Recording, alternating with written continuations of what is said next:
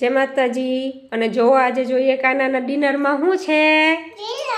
હા, સાંજે જમવામાં પાપડ, હળદરનું આથણું, મૂરા, પાલક પનીર, પનીર ઘરે બનાવેલું અને ભાત. જો મારા કાનો ભાઈ કે શું કે ભાત, પાપડ,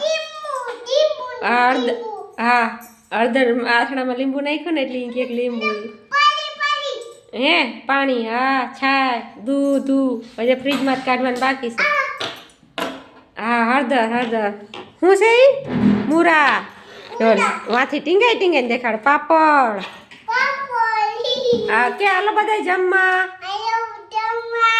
હા બધાને બમ બમ બોલે કે દે બમ બોલે જય વ્યારો કરવા હાલો કેતા વ્યારો કરવા હાલો.